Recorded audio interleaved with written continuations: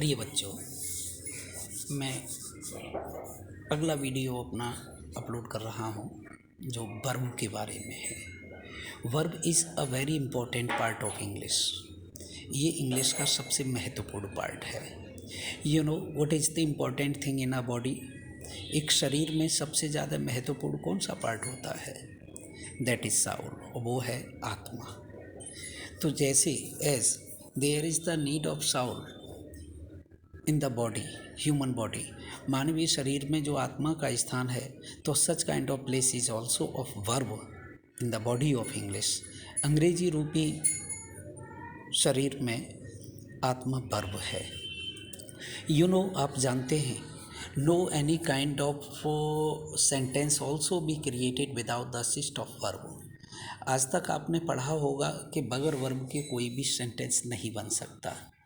बगैर नाउन के सेंटेंस बन सकता है, बगैर प्रोनाउन के सेंटेंस बन सकता है, बगैर एडजेक्टिव के सेंटेंस बन सकता है, बगैर एडवर्ब के सेंटेंस बन सकता है, बगैर प्रीपोजिशन के सेंटेंस बन सकता है, इंटरजेक्शन या कंजक्शन के बिना सेंटेंस बन सकता है। But no sentence also be completed without the assist of verb. लेकिन वर्ब के बगैर कोई सेंटेंस नहीं बन सकता। Verb is the essential part of English.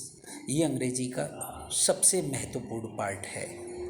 आप एक बात जानते हैं, जैसे शरीर में किसी भी व्यक्ति का हाथ नहीं है, ह्यूमन बीइंग है, किसी की कान नहीं है, किसी की आँख नहीं है या पैर नहीं है, फिर भी वो मनुष्य है। लेकिन अगर किसी भी व्यक्ति के अंदर आत्मा नहीं है तो there is no human body, फिर वो ह्यूमन नहीं है, मानव नहीं है। वो सिर्फ ओनली अब यानी मिट्टी जिसे कह सकते हैं, वो सिर्फ मिट्टी रह जाती है, बॉडी रह जाती है, नथिंग रिमेन, कुछ भी नहीं रहता। तो verb as there is the importance of soul in the body, जैसे कि महत्वपूर्ण बॉडी में सबसे ज़्यादा महत्वपूर्ण पार्ट है आत्मा। इन द सेम वे, उसी तरीके से verb is the soul of English. Verb अंग्रेजी की आत्मा है।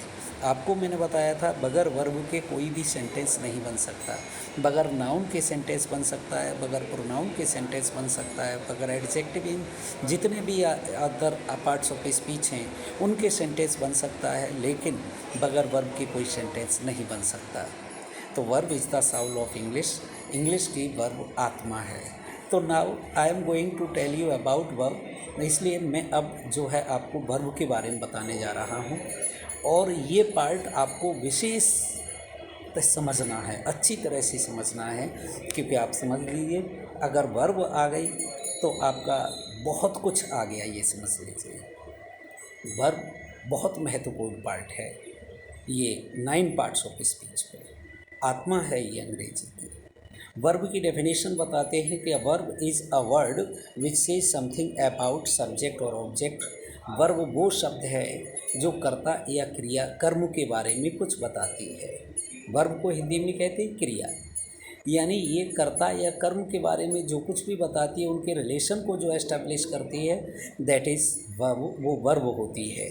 जैसे आप जानते हैं एक शब्द वर्ब है कुक। आप जानते हैं सी कुक्स दी फूड, वह खाना पकाती है। अब कुक जो है रिलेशन शो कर रही है, बताती है क्या पकाती है, खाना पकाती है। कौन पकाती है? वह पकाती है, अर्थात उसके द्वारा जो भी कार्य किया जा रहा है, that is verb. Play, read, right, ये सब क्या है? वर्ब है ये। अब देखिए, इसके बाद अगला जो आपका पार्ट आता है वो वर्ब के प्रकार आता है।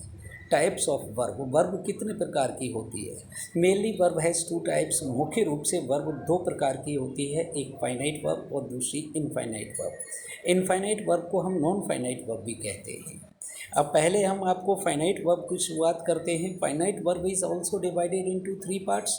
फाइनाइट वर्ब के 3 पार्ट होते हैं, ट्रांजिटिव वर्ब, इंट्रांजिटिव वर्ब और ऑक्सिलियरी वर्ब।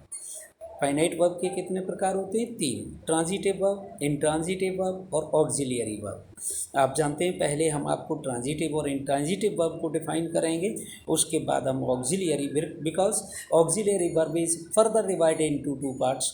ऑक्सिलियरी वर्ब के फिर 2 भाग होते हैं, इसलिए पहले हम आपको ट्रांजिटिव और इंट्रांजिटिव वर्ब बता रहे हैं। ट्रांजिटिव वर्ब आप एक बात समझ लीजिए, जिसे हम सकर्मक क्रिया कहते हैं। नीड ऑफ ऑब्जेक्ट, इसमें वर्ब के बाद ऑब्जेक्ट की आवश्यकता होती है। If we also not use object the sentence.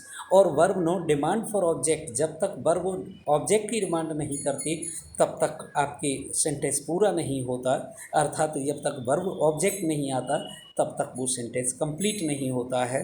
तो उसे आप जो है ट्रांजिटिव वर्ब कहेंगे। यानी जो वर्ब ऑब्जेक्ट की डिमांड करती है अर्थात वह ट्रांजिटिव वर्ब हुई। लेकिन जिस वर्ब में ऑब्जेक्ट की आवश्यकता नहीं होती, without object the sense of sentence is completed, जब बगैर ऑब्जेक्ट की सेंटेंस का सेंस कंप्लीट हो जाता है तो उसे हम इंट्रांजिटिव वर्ब कहते हैं। ट्रांजिटिव वर्ब में जैसे राइट, राइट है ट्रांजिटिव वर्ब है, क्योंकि अगर हम ये लिखते हैं सी राइट्स, वह लिखती है, तुरंत क्वेश्चन पुटअप किया जाएगा वह क्या लिखती है। जब तक हम लेटर, स्टोरी या कोई ऑब्जेक्ट नहीं लगाएंगे सेंटेंस आपका इनकम्प्लीट रहेगा। इसी राइट्स अ लेटर, वह एक पत्र लिखती है, क्या लिखती है, पत्र, ऑब्जेक्ट आ गया लेटर, अर्थात लेटर की डिमांड है, अर्थात ऑब्जेक्ट की डिमांड है, तो वो आपकी ट्रांजिटिव वर्ब हुई। ठीक है। जैसे रीड, वह पढ़ता है, ही रीड्स, वह पढ़ता है, क्या पढ़ता है, बुक पढ़ता है, इंग्लिश पढ़ता है, मैथ पढ़ता है, साइंस पढ़ता है, क्या पढ़ता है, अर्थात ऑब्जेक्ट हैं ये सब। ऑब्जेक्ट, आप एक बात ध्यान रखेंगे, मैं अभी आपको जब आगे आपको बताएंगे समझाएंगे तब आपको ऑब्जेक्ट को आइडेंटिफिकेशन बता देंगे। लेकिन अभी मैं आपको बता दूं, किसी भी सेंटेंस में क्या और किसको का प्रयोग करके जो भी रिस्पॉन्स आता है, क्या और किसको, व्हाट और whom, इनका जो भी रिस्पॉन्स होता है ऑब्जेक्ट होता है। इसके अलावा किसी दूसरे वर्ड का रिस्पॉन्स या उसका जवाब ऑब्जेक्ट नहीं होता। सिर्फ व्हाट और whom दो शब्दों को ध्यान रखेंगे, इनका आप प्रयोग करेंगे तो ऑब्जेक्ट आ जाएगा। इनके रिस्पॉन्स में जो भी शब्द आएगा वो ऑब्जेक्ट होगा। इसके अलावा किसी अदर इंटरोगेटिव प्रोनाउन का, प्रश्नवाचक शब्द का प्रयोग करते हैं तो ऑब्जेक्ट का पता नहीं करता। अर्थात ऑब्जेक्ट को पता करने वाले दो ही शब्द हैं, व्हाट और whom, क्या और किसको। इसका प्रयोग करके देख लीजिए, जवाब आ जाए ऑब्जेक्ट है, अगर इसका जवाब नहीं आता है तो ऑब्जेक्ट नहीं है। और जब जवाब इनका इस्तेमाल हो रहा है, इनका जवाब मिल रहा है, तो आप समझ लीजिए ट्रांजिटिव वर्ब है। जैसे रीड, ईट, आई ईट, मैं खाता हूँ, क्या खाता हूँ। जब तक आप फूड नहीं लगाएंगे, फ्रूट्स नहीं लगाएंगे, कुछ और ऑब्जेक्ट नहीं लगाएंगे, सेंटेंस इनकम्प्लीट रहेगा। से यानी दे ड्रिंक, वे पीते हैं, क्या पीते हैं, चाय पीते हैं, शराब पीते हैं, पानी पीते हैं, क्या, जब तक ऑब्जेक्ट नहीं लगाएंगे, क्या का रिस्पॉन्स जो आ रहा है अर्थात उसे नहीं लगाएंगे, तब तक आपका सेंटेंस इनकम्प्लीट रहेगा। तो इस तरीके से ये आपकी ट्रांजिटिव वर्ब हुई। अब इसके बाद दूसरी आती है इंट्रांजिटिव वर्ब। इंट्रांजिटिव वर्ब में ऑब्जेक्ट की कोई आवश्यकता नहीं होती है, बगैर ऑब्जेक्ट के ही सेंटेंस कंप्लीट हो जाता है। जैसे लाफ, ही लाफ्स, वह हंसता है, क्या हंसता है, किसको हंसता है, अर्थात कोई रिस्पॉन्स है, नो रिस्पॉन्स, अर्थात लाफ कौन सी वर्ब है, intransitive verb, because there is no need of object, इनके साथ ऑब्जेक्ट की आवश्यकता नहीं है। सी वीप्स, वह रोती है, क्या रोती है, किसको रोती है, इन दोनों किसी शब्दों का जवाब नहीं आ रहा, रिस्पॉन्स नहीं मिल रहा, अर्थात इंट्रांजिटिव वर्ब है। जंप, ही जंप्स, वह कूदता है, वो आप जानते हैं, he jumps in the river, वह नदी, इनटू द रिवर, वह he jumps into the river, वो नदी में कूदता है, वह क्या कूदता है, किसको कूदता है, अर्थात मैंने आपको बताया था इसमें भी ऑब्जेक्ट नहीं है।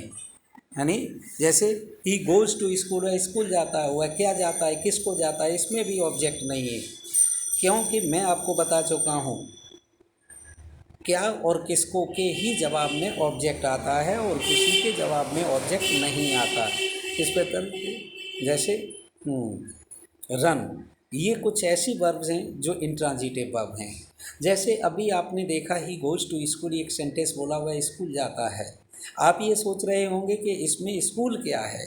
आप जानते हैं इट इज़ नॉट ऑब्जेक्ट, ये ऑब्जेक्ट नहीं है स्कूल। क्यों ऑब्जेक्ट नहीं है, क्योंकि मैंने अभी आपको बताया था ऑब्जेक्ट सिर्फ दो ही शब्दों के रिस्पॉन्स से आते हैं और वो हैं क्या और किसको।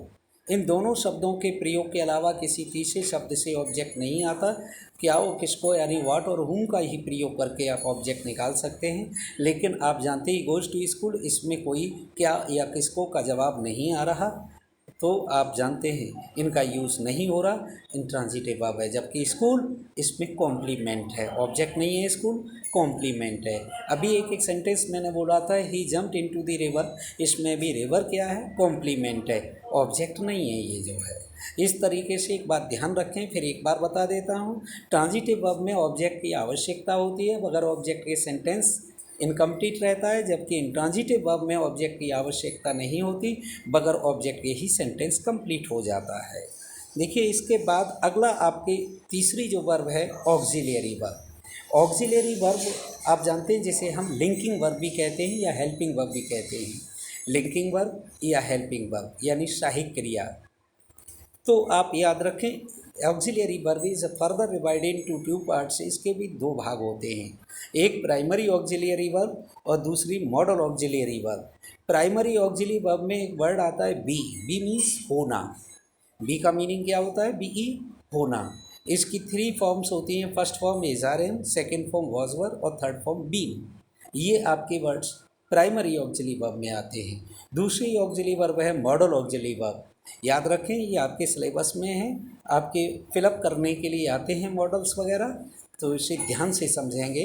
तो मॉडल ऑक्सिलियरी वर्ब में will, shall, would, should, may, might, can, could, should, must, ought to, has to, have to, had to, use to, begin to, need और डेयर, ये सारी वर्ब जो हैं वो मॉडल ऑक्सिलियरी वर्ब हैं। एक बात ध्यान रखेंगे, हेल्पिंग वर्ब अर्थात primary auxiliary verb without main verb के भी इस्तेमाल की जा सकती है, मुख्य क्रिया के बगैर भी इस्तेमाल की जा सकती है, लेकिन मॉडल ऑक्सिलियरी वर्ब के साथ हमेशा मुख्य क्रिया प्रयोग की जाएगी।